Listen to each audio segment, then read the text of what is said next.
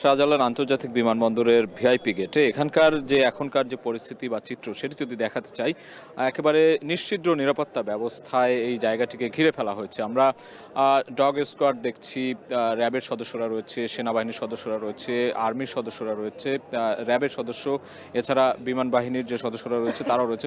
মোটা থেকে বলা চলে যে কয়েক স্তরের যে নিরাপত্তা ব্যবস্থা সেটি জোরদার করা হয়েছে।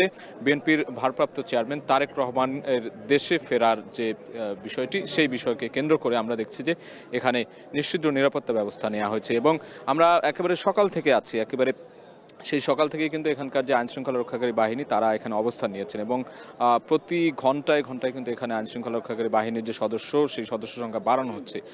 ভেতরে আমরা দেখেছি যে সেনা সদস্যরা প্রবেশ করেছে, ভেতরের দিকটায় অবস্থান নিয়ে আছে তারা। বাইরের যে ভিআইপি গেট সেখানেও কিন্তু বিপুল পরিমাণ আইনশৃঙ্খলা রক্ষাকারী বাহিনীর সদস্যরা রয়েছেন এখানে। আমরা যেটি জানতে পেরেছি যে তিনি লন্ডন থেকে 11:55-তে ঢাকায় তার অবতরণ করার কথা রয়েছে। তাকে বহনকারী যে ফ্লাইটটি সেটি আসবে এবং সেটি ঘিরে কিন্তু উচ্ছ্বাস উদ্দীপনা সেটিও কিন্তু আমরা দেখেছি যে চলছে। বিশেষ করে 300 ফিটের যে জায়গাটিতে তাকে সংবর্ধনা দেওয়া হবে কিংবা সেখানে তিনি সংক্ষিপ্ত বক্তব্য রাখবেন সেই ফিরে আসার পর। তার ফিরে আসাকে কেন্দ্র করে যে ধরনের প্রস্তুতি বা বিএনপির পক্ষ থেকে বা অন্যান্য যে তাদের যে সহযোগী অঙ্গ সংগঠন রয়েছে সবার মধ্যে একটা উচ্ছ্বাস উদ্দীপনা দেখতে পাচ্ছি। সেটিকে ঘিরে কিন্তু একটা সর্ববৃহৎ স্মরণকালের একটি গণজমায়েত বা মহাসমাবেশ করার যে প্রস্তুতি, সেই প্রস্তুতি কিন্তু এরই মধ্যে আমরা দেখেছি যে কয়েকদিন ধরে চলছে। সেটি আজকে এই এয়ারপোর্ট থেকে তিনি যখন যাবেন সেখানে গিয়ে সেখানে সংক্ষিপ্ত বক্তব্য রাখবেন। তারপরে এভার কেয়ার হাসপাতালে তারেক রহমান তার মা সাবেক প্রধানমন্ত্রী বেগম খালেদা জিয়াকে দেখতে যাবেন। সেখান থেকে তার ধানমন্ডির গুলশানের বাসায় যাবেন। এমন একটি রুটিন ওয়ার্ক আজকের মতো এটি দেয়া আছে এবং আগামীকাল তিনি শহীদ প্রেসিডেন্ট জিয়াউর রহমানের যে কবর রয়েছে সেখানে যাবেন, সেখানে কবর জিয়ারত করে ফুল দিয়ে শ্রদ্ধা জানাবেন এবং পরবর্তীতে জাতীয় স্মৃতিসৌধে গিয়ে ফুল দিয়ে শ্রদ্ধা জানানোর যে প্রক্রিয়া বা কার্যক্রম সেগুলো এরই মধ্যে ঠিক করা আছে। তো এই মুহূর্তে যদি এয়ারপোর্টের কথা বলি, আমরা এই হযরত শাহজালাল আন্তর্জাতিক বিমানবন্দরের পুরো জায়গা জুড়ে কিন্তু অসংখ্য আইনশৃঙ্খলা রক্ষাকারী বাহিনীর গাড়ি দেখছি আমরা। সেনা সদস্যরা টহল দিচ্ছেন, এখানে সিএসএফ এর সদস্যরা রয়েছেন, চেয়ারপারসন সিকিউরিটি ফোর্স যেটি। এছাড়াও কিন্তু অন্যান্য যে আইনশৃঙ্খলা রক্ষাকারী বাহিনী তাদের সদস্যরাও এখানে অবস্থান নিয়ে আছেন। যুক্তরাজ্য থেকে দীর্ঘ 17 বছরের বেশি সময় পর দেশে ফিরছেন বিএনপির ভারপ্রাপ্ত চেয়ারম্যান তারেক রহমান। এটিকে ঘিরে কিন্তু উচ্ছ্বাস উদ্দীপনা এবং এই যে যেটি বলছিলাম যে নিরাপত্তা, এই নিরাপত্তা ইস্যুটি কিন্তু অনেক বড় একটি ইস্যু ছিল এতদিন। তিনি দীর্ঘদিন ধরে কিন্তু এই নিরাপত্তা নিশ্চিত করার যে প্রক্রিয়া সেটি চলমান রয়েছে এবং সবশেষ তিনি আজকে 11:55 ঢাকায় দীর্ঘ 17 বছর যে নির্বাসিত জীবন, সেই দীর্ঘ 17 বছর পর দেশের মাটিতে পা রাখবেন। নিঃসন্দেহে এটি একটি আবেগঘন মুহূর্ত বলা চলে, কেননা দীর্ঘ এই সময় ধরেই কিন্তু তিনি বাংলাদেশের যে হাওয়া বাতাস, যে পলিমাটিতে তিনি বেড়ে উঠেছেন, যেখানে তিনি রাজনীতির যার হাতে খড়ি হয়েছিল, সেই জায়গাগুলো থেকে কিন্তু তিনি দীর্ঘদিন বঞ্চিত ছিলেন, দীর্ঘদিন দেশের বাইরে ছিলেন। সেই জায়গা থেকে আজকে তার যে আগমন বা প্রত্যাবর্তন, সেই প্রত্যাবর্তন ঘিরে আমরা দেখছি যে একেবারে সাজ সাজ রব বলা চলে। বিএনপির পক্ষ থেকে নানান ধরনের যেই কর্মসূচি, সেই কর্মসূচিগুলো নেওয়া হয়েছে। এছাড়াও তিনি এনআইডি কার্ড সংগ্রহ করবেন, অর্থাৎ ভোটার হবেন, সেটিও কিন্তু এই আগামী শনিবার একটি শিডিউল রয়েছে। এছাড়া তিনি কবর জিয়ারত করবেন, ওসমান হাদির কবর জিয়ারত করবেন এবং পঙ্গু হাসপাতালে জুলাইয়ের যে আহতরা রয়েছে তাদেরকেও দেখতে যাবেন। এমন বিষয়গুলো কিন্তু আমরা দেখেছি যে বিএনপির পক্ষ থেকে সংবাদ সম্মেলন করে জানানো হয়েছে। তো এই যে দীর্ঘ সময় পর তিনি আসছেন, সপরিবারে আসছেন, সঙ্গে রয়েছেন তার মেয়ে জাইমা রহমান এবং তার সহধর্মিণী ডাক্তার জুবাইদা রহমান। এছাড়াও আরও বেশ কয়েকজন সদস্য রয়েছেন তার সফর সঙ্গী হিসেবে। এই সপরিবারে তিনি দেশে ফিরছেন। দেশে ফিরে এসেই 300 ফিটের যে জায়গাটিতে জনসমাবেশের বিষয় রয়েছে সেখানে আয়োজন করা হয়েছে, সেখানে কিন্তু তিনি বক্তব্য রাখবেন, সংক্ষিপ্ত বক্তব্য রাখবেন এবং বলা হয়েছে দলের পক্ষ থেকে যে তিনি একাই সেখানে বক্তব্য রাখবেন। রাখবেন এবং অন্য আর কেউ সেখানে বক্তব্য রাখবে না। সেখানকার বক্তব্য শেষ করে তিনি এভার কেয়ারে যাবেন হাসপাতালে দেখতে। অসুস্থ অবস্থায় সেখানে রয়েছেন দীর্ঘদিন ধরেই বেগম খালেদা জিয়া। তাকে দেখার পর তিনি গুলশানের বাসভবনে যাবেন। এর পরবর্তীতে আসলে তার আরও যে কর্মসূচি রয়েছে সেগুলোও কিন্তু দলের পক্ষ থেকে বলা হয়েছে এবং তারেক রহমান বিমানবন্দরে পৌঁছানোর আগেই কিন্তু আমরা দেখেছি এখানে বিএনপির যে মিডিয়া সেলের পক্ষ থেকেও কিছুক্ষণ আগে এখানে বক্তব্য রাখা হয়েছে গণমাধ্যমকে। তিনি মিডিয়া সেলের আহ্বায়ক তিনি যেটি জানিয়েছেন যে ঘরের ছেলে ঘরে ফিরছে, অর্থাৎ তারেক রহমান দীর্ঘদিন পর যে তার ফেরার যে অপেক্ষা ছিল সেই অপেক্ষার অবসান ঘটতে চলেছে এবং বাংলাদেশের যে বর্তমান রাজনৈতিক প্রেক্ষাপট বা পরিস্থিতি, সামনে নির্বাচন আছে, সেই নির্বাচনের মধ্য দিয়ে তারেক রহমান দিক নির্দেশনা দেবেন, দলের যে কর্মসূচি রয়েছে সেগুলো ঠিক করবেন এবং দেশে যে নেতৃত্ব শূন্যতার একটি বিষয় সেটিও কিন্তু তারা বলছিলেন। সেই নেতৃত্ব শূন্যতার যে সংকট, সেই সংকট কেটে যাবে বলে তারা ধারণা করছেন এবং তারেক রহমান আগামী নির্বাচনের মাধ্যমে দলীয় যে ফোরাম রয়েছে দলীয় ফোরামের সিদ্ধান্তগুলো জানাবেন এবং দলের নেতাকর্মীরা আরও বেশি দিক নির্দেশনামূলক বক্তব্য পাবেন তার কাছে যে তার যে বক্তব্য সেই বক্তব্যে উচ্ছ্বসিত হয়ে আগামী দিনে দলকে নেতৃত্ব দেওয়ার যে বিষয়গুলো রয়েছে সেগুলো আরও ত্বরান্বিত হবে বলে এমনটি কিন্তু মিডিয়া সেলের পক্ষ থেকে গণমাধ্যমকে জানানো হয়েছে। আমরা দেখছি এখানে স্থায়ী কমিটির কোনো একজন সদস্য এসেছেন। আমরা দেখছি বিএনপির পক্ষ থেকে এখানে বিভিন্ন নেতাকর্মীরা আসছেন। আমরা একটু দেখতে চাই, ডক্টর মঈন খান এসছেন। তিনি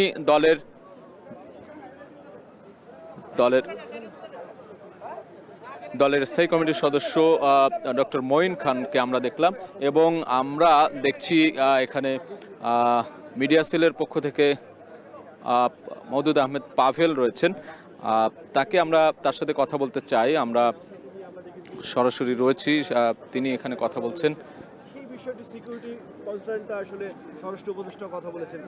আমরা তার সঙ্গে একটু কথা বলতে চাই। এটি সংশোধিত হওয়া দরকার।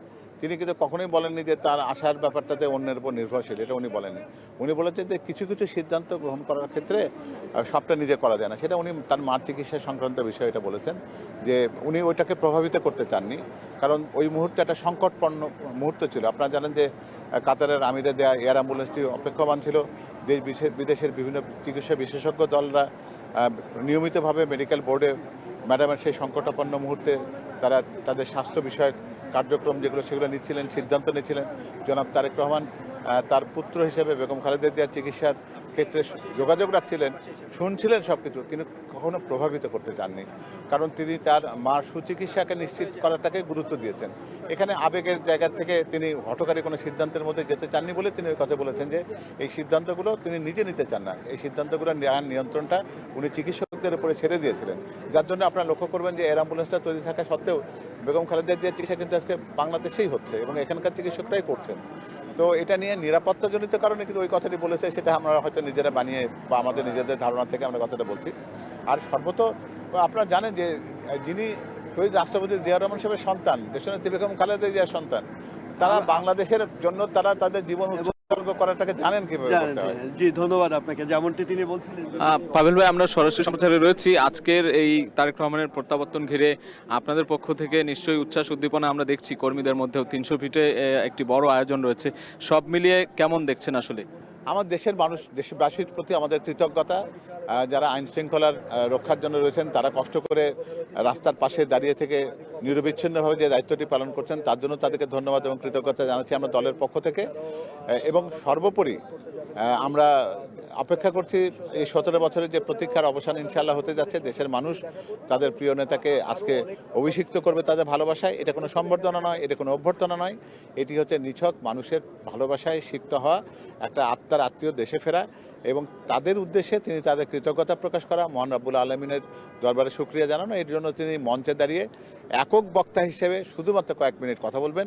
এখানে প্রথাগত কোনো আয়োজন এখানে থাকছে না আর কি। আর এই নিরাপত্তার ব্যাপারে যে প্রশ্নটি আপনি করেছেন, সেখানে আমি এটা বলতে পারি যে জননেতার জন্য নিরাপত্তাটা তার দলের মানুষজন, জনগণ দেন। দেশের ভালোবাসা দিয়ে যে নিরাপত্তা বলয়, যে নিরাপত্তা ব্যূহ রচনা হতে পারে, সেটাও প্রথাগত নিরাপত্তার চাদরে কাউকে এভাবে ঢেকে দেওয়া যায় না।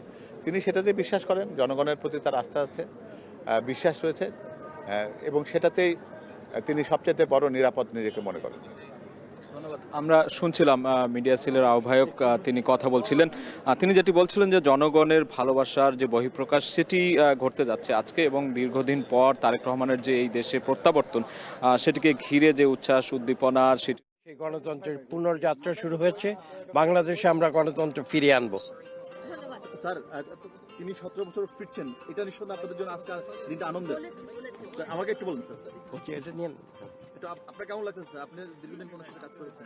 এটা শুধু আমার বিষয় নয়, আমি বিশ্বাস করি সারা বাংলাদেশের গণতন্ত্রকামী মানুষ, তাদের আজকের একটি প্রত্যাশার দিন, এবং এটা পুনঃপ্রতিষ্ঠিত হয়েছে আজকে এই সত্য যে মানুষ ভিন্ন মত নিয়ে এই দেশে থাকতে পারবে এবং ভিন্ন মত নিয়ে কথা বলতে পারবে, যেটা হচ্ছে গণতন্ত্রের মূল মন্ত্র। Thank you. এখানে আসতে পারেন। এছাড়া এখানকার যে আইন শৃঙ্খলা পরিস্থিতির যে বিষয়টি, সেটি আসলে মূলত অনেকটাই জোরদার করা হয়েছে। এবং জানিয়ে রাখি যে তাকে বহনকারী যে ফ্লাইট, সেটি সিলেট হয়ে ঢাকার শাহজালাল আন্তর্জাতিক বিমানবন্দরে আসবে। সেটি আসার কথা রয়েছে 11:55 এবং সিলেটে সেটি 1 ঘন্টার একটি বিরতিতে থাকবে।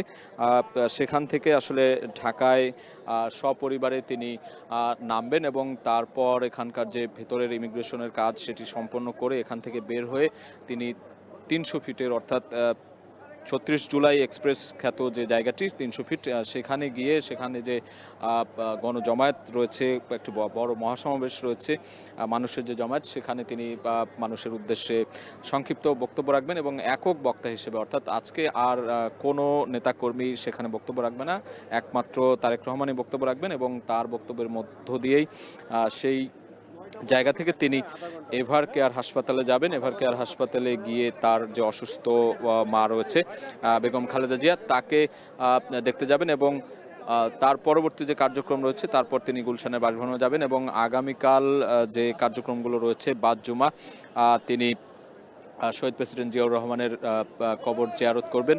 এরপর তার যাবার কথা রয়েছে ওসমান হাদির কবর জিয়ারত করার কথা রয়েছে। এর পরবর্তীতে তিনি শনিবার এনআইডি কার্ড সংগ্রহ করবেন, অর্থাৎ ভোটার হওয়ার যে প্রক্রিয়াগুলো রয়েছে সেটির জন্য নির্বাচন কমিশনের সাথে যোগাযোগ করবেন। তারপরে তিনি